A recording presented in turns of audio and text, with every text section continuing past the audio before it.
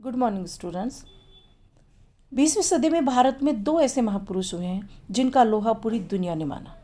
एक गांधी जी, जिन्होंने सत्य और अहिंसा जैसे हथियारों से देश को न सिर्फ हमारे देश को आज़ादी दिलाई, वरन उनके रास्ते पर चलकर न जाने कितने देशों में स्वतंत्रता आंदोलन चले और आज भी जहाँ भी अन्याय, उत्पीड़न, दमन और शोषण है, वहाँ गांधी जी के इन शस्त्रों का सहारा लिया जा रहा है। दूसरे हैं डॉक्टर भीमराव अंबेडकर, जिनको हम बाबा साहब के नाम से जानते हैं। डॉक्टर भीमराव अम्बेडकर को अगर हम बात करें तो दो क्षेत्रों में हम उनके योगदान को जानते हैं और उसी से हम परिचित, उसी से उनकी पहचान हम अधिक जानते हैं, या कहें कि उनकी पहचान ही यही है। वो दो क्षेत्र कौन से हैं? पहला, संविधान निर्माण की जो प्रारूप समिति के वो अध्यक्ष थे, उस रूप में आज जिस संविधान द्वारा प्राप्त कानून की समानता का अधिकार हमें प्राप्त हुआ है, वो डॉक्टर भीमराव अंबेडकर की ही देन है, जो ऊंच नीच सारे भेदभाव को समाप्त करता है। दूसरा है दलित तोधा, समाज का इतना बड़ा वर्ग जो हम कहें कि ऐसा वर्ग जो बहुत बड़ा वर्ग था, किंतु हिंदू धर्म की कुरीतियों के कारण उसको इंसान नहीं समझा जाता था। हमारा धर्म जो इंसान द्वारा इंसान के दमन का समर्थन करता था, उसका विरोध किया डॉक्टर भीमराव अंबेडकर ने। मानव द्वारा मानव को दास बनाने की जो परंपराएं थी, उसका विरोध किया डॉक्टर भीमराव अंबेडकर ने। और इस विरोध को करने से पहले उन्होंने क्या किया? ज्ञान प्राप्त किया। ऐसा ज्ञान प्राप्त किया और ज्ञान के क्षेत्र में इतनी उपलब्धियां हासिल की कि न सिर्फ भारत बल्कि दुनिया के ग्रेट स्कॉलर्स में उनकी गिनती की जाती है।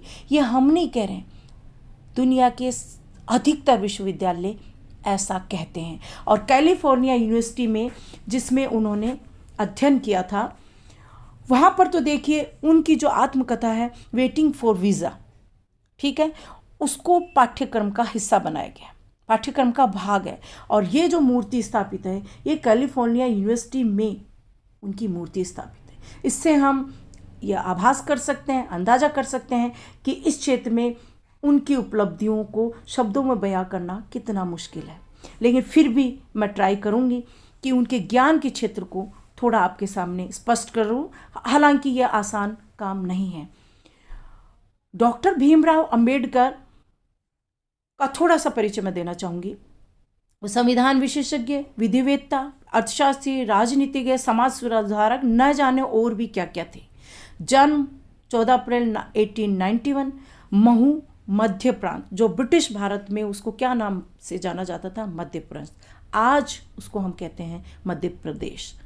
निर्वाण दिवस 6 दिसंबर 1956, ठीक है। बचपन का नाम उनका भीमराव। और जो पद उनको प्राप्त हुए, जैसा मैं थोड़ा सा स्पष्ट किया आपको, संविधान सभा की मसौदा समिति के वो अध्यक्ष थे, प्रथम कानून मंत्री बने, न्याय मंत्री बने, श्रम मंत्री, वायसराय की कार्य परिषद के सदस्य भी थे, और ब्रिटिश भारत में जो बॉम्बे विधानसभा थी उसके विरोधी राजनेता एवं सदस्य भी थे। तो ये थोड़ा सा मैंने परिचय दिया है।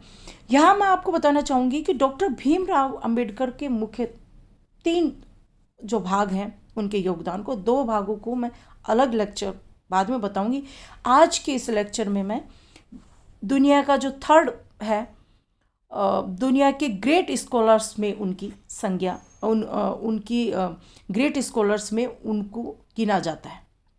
और जैसा कि मैंने पहले स्पष्ट कहा, ये हमारा कहना नहीं है, ये दुनिया की जो बेस्ट यूनिवर्सिटीज़ हैं जहाँ उन्होंने अध्ययन किया, वो भी ऐसा कहते हैं। सामने आपके एक बड़ी ही सुंदर दुर्लभ सी तस्वीर है, जिसमें नेहरू जी सामने बैठे हुए हैं, अंबेडकर साहब की तरफ देख रहे हैं, और बीच में डॉक्टर राजेंद्र प्रसाद।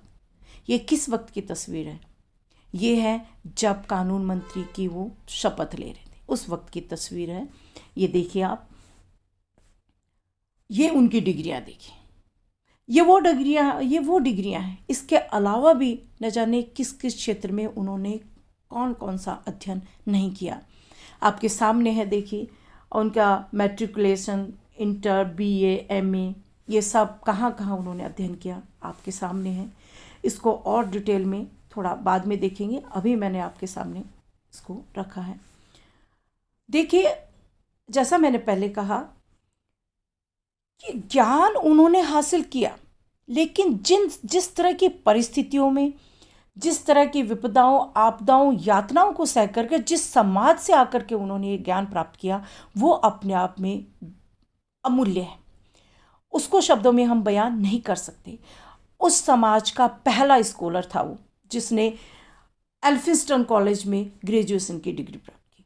और जैसा मैंने कहा कि बहुत ही निम्न वर्ग से, निम्न समाज से वो आए, तो उनके पास इतनी उच्च लेवल की डिग्रियां भला कैसे आ सकती थी, लेकिन आई।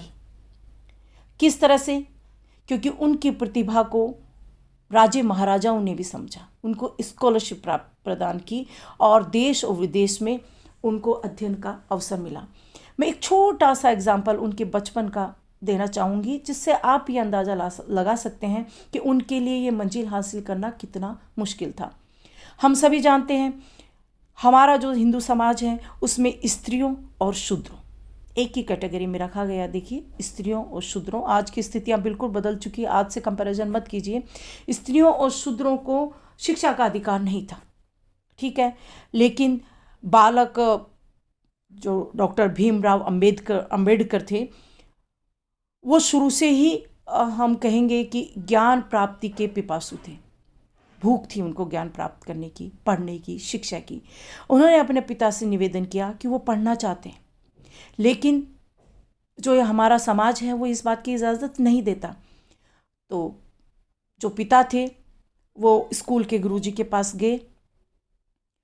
गुरुजी ने उस बच्चे की प्रतिभा को पहचाना, उन्होंने इजाज़त दे दी उसको पढ़ने की। लेकिन जो हमारा समाज था वो कभी भी ये एक्सेप्ट नहीं कर सकता था कि अन्य बच्चों के साथ वो बैठ सके। तो इसलिए क्लासरूम के अंदर न बैठ करके वो क्लासरूम के बाहर अध्ययन करते थे, बाहर बैठ करके सुनते थे। और देखिए, जब वो बाहर बैठकर पढ़ते थे तो उनकी उस प्रतिभा को वो जो गुरुजी, वो शिक्षक थे, वो अच्छे से जान गए थे। तो एक बार उनको अंदर बुलाया गया ब्लैक बोर्ड पर कुछ लिखने के लिए, कोई सवाल सॉल्व करने के लिए। और जैसे ही वो अंदर आए, जो समाज की तस्वीरें देखी, किस तरह से, कैसे अपमान का घूंट डॉक्टर भीमराव अंबेडकर को बचपन में ही पीना पड़ा।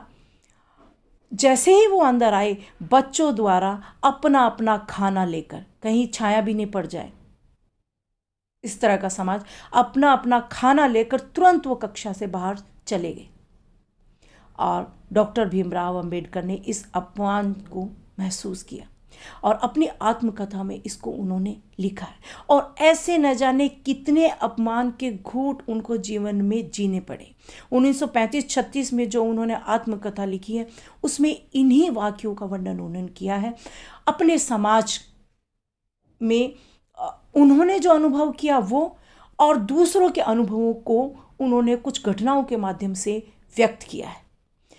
और ये सब जो पश्चिमी समाज है वो समझ ही नहीं सकता था, ये अछूत, अनटचेबल, ये क्या है। सुना जरूर है, लेकिन उस पीड़ा को वो समझ नहीं सकते। इस आत्मकथा को पढ़ करके समझा जा सकता है। तो ये घटना मैंने आपको बताई। और ऐसा नहीं है कि उन्होंने सिर्फ बचपन के बाद में, उसके बाद में हम कहेंगे कि जब वो हायर एजुकेशन प्राप्त करके, एक और घटना बताना चाहूँगी कि हायर एजुकेशन प्राप्त करके जब वो वापस भारत आए, तो जिस राज्य ने उनको स्कॉलरशिप दी थी, बड़ौदा राज्य ने, वो स्कॉलरशिप इसी शर्त पे दी थी कि वो राज्य की सेवा करेंगे। तो उनको पहले मिलिट्री मैनेजर के रूप में और उसके बाद में उनको वित्त मंत्री के रूप में कार्यभार दिया गया। लेकिन इतने बड़े पद पर रहते हुए भी उनको कदम कदम पर अपमान के घूंट पीने पड़ते थे, यहाँ तक कि उनको बड़ौदा में रहने के लिए कोई स्थान ही नहीं मिला। अंततः उन्होंने एक सराय में शरण ली, और सराय में भी जाति झूठ बता, जाति को मतलब झूठी जाति बताकर। और जैसे ही सराय के मालिक को पता चला, उसने उनको उस सराय से निकाल दिया। आप समझ सकते हैं कि उनको कैसा महसूस हुआ होगा। उसके बाद में वो गए कहाँ?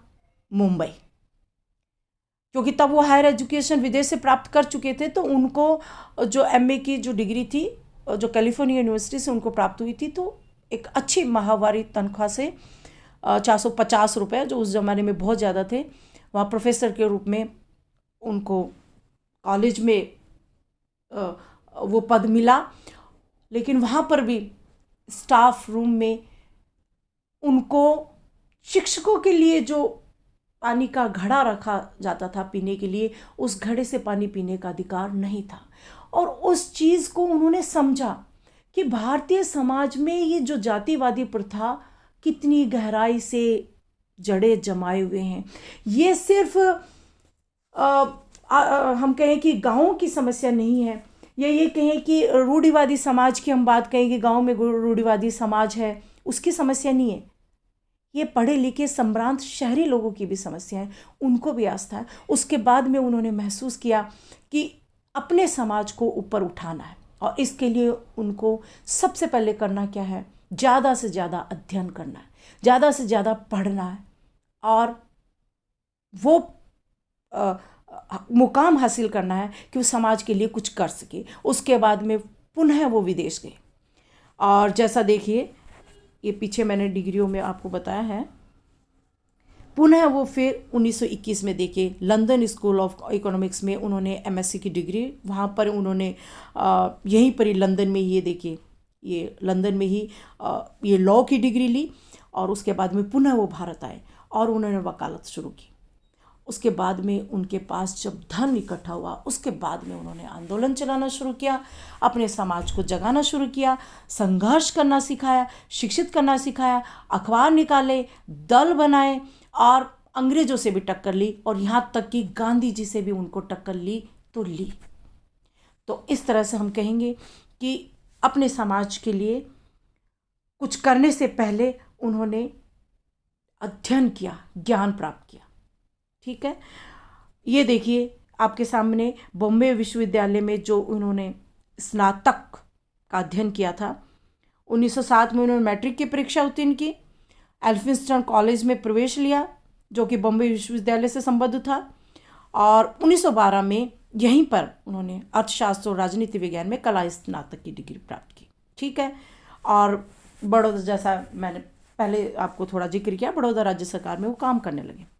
उसके बाद में देखिए आपके सामने है कोलंबिया विश्वविद्यालय में अध्ययन के लिए गए, स्कॉलरशिप द्वारा ही ये संयुक्त राज्य अमेरिका में गए 1913 में। और आपके सामने है सियाजी गायकवाड़ तृतीय, बड़ौदा के जो गायकवाड़ थे, उनकी एक योजना के तहत उनको न्यूयॉर्क शहर में कोलंबिया विश्वविद्यालय में स्नातकोत्तर शिक्षा का अवसर प्राप्त करने का मौका मिला उनको, और इस तरह से ये छात्रवृत्ति से, वो बड़ौदा राज्य की छात्रवृत्ति से वहाँ पर पढ़ने के लिए गए। आपके सामने फिर उसके बाद में देखिए, वहाँ जब उन्होंने अध्ययन किया, मास्टर ऑफ आर्ट्स की डिग्री लेने के बाद में, और जो पीएचडी की थीसिस वो कैलिफोर्निया यूनिवर्सिटी में उस वक्त जमा कराकर एक बार भारत आ गए थे। भारत आने के बाद में जो जिस घटना का मैंने जिक्र किया है आपको, मुंबई में जो किसी कॉलेज में प्रोफेसर के पद पर रहते हुए उन्होंने जब ये महसूस किया कि समाज की इन जड़ों को उखाड़ना आसान नहीं है, तो उन्होंने ये ठाना कि उन्हें और बहुत अध्ययन करना है, और फिर वो अध्ययन करने के लिए कहाँ गए, ये देखिए आपके सामने लंदन स्कूल ऑफ इकोनॉमिक्स में स्नातकोत्तर पुनः है। ये देखिए इसमें ये फ़ोटो है, ये आपके सामने देखिए, काले कोट में, चश्मे में, बिल्कुल अंबेडकर की तस्वीर हमारे जहन में इतनी ज़्यादा हम बिल्कुल पहचान सकते हैं। वो अपने प्रोफेसरों और दोस्तों के साथ है। ये 1916-17 की तस्वीर है। 16 में वो वहाँ पुनः अध्ययन की, ये तस्वीर उस वक्त की है, लेकिन यहाँ भारत आकर के कॉलेज का जो अनुभव, कटु अनुभव है, उसके बाद में जो उन्होंने फैसला किया, उसके बाद में पुनः अध्ययन के लिए गए वो। इसके बाद में ये देखिए 1922 की, जब वो बैरिस्टर बन गए लंदन में। ठीक है, यहाँ वो विधि का अध्ययन उन्होंने किया। ये देखिए आपके ग्रेज़ इन कॉलेज में, ये भी लंदन में, यहाँ अध्ययन किया, और उसके बाद में उन्होंने क्या किया, ये बीड़ा उठाया। देखिए, ये देखिए उन्होंने ये संघर्ष करना सिखाया इस समाज को, क्योंकि वो समझते थे कि जो धर्म है उसकी व्याख्या हिंदू धर्म की मलिन हो चुकी है। धर्म मनुष्यता पर आधारित होना चाहिए। धर्म मनुष्यता, बौद्धिकता और विज्ञान का संगम होना चाहिए। धर्म का केंद्र कोई आत्मा, आत्मा की मुक्ति, ईश्वर, मोक्ष, ये सब नहीं होना चाहिए। वो क्या कहते थे, उन्होंने कहना था धर्म का कार्य विश्व का पुनर्निर्माण करना है, न कि उसकी उत्पत्ति और अंत की व्याख्या। क्या कहना चाह रहे हैं इस सेंटेंस से? वो मनुस्मृति के बारे में कह रहे हैं, क्योंकि मनुस्मृति जो हमारी संहिता है वो क्या कहती है? प्रलय हुई, प्रलय के बाद में एक ही मनुष्य जीवित बचा। वो मनुष्य कौन था? मनु।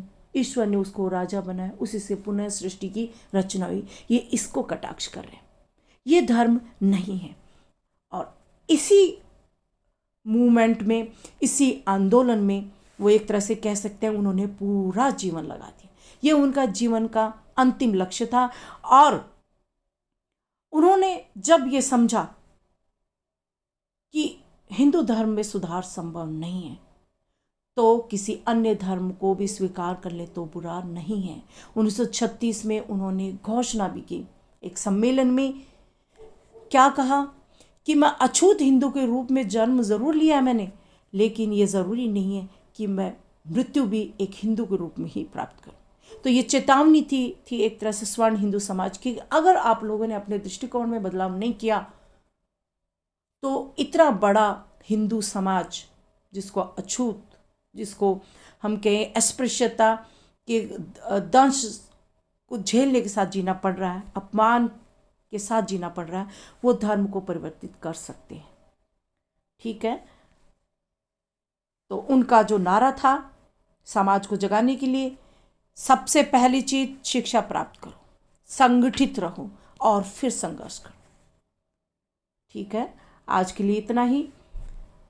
मैंने एक तरह से आपको बताया है कि जो अंबेडकर है उसका उत्थान कैसे हुआ, और ये जो उत्थान हुआ उसके बाद में उन्होंने अपनी प्रतिभा को किस तरह से, कैसे उस समाज के उत्थान में लगाया, और न सिर्फ समाज के उत्थान में, अन्य क्षेत्रों में भी उनकी क्या योगदान रहा। धन्यवाद, थैंक यू।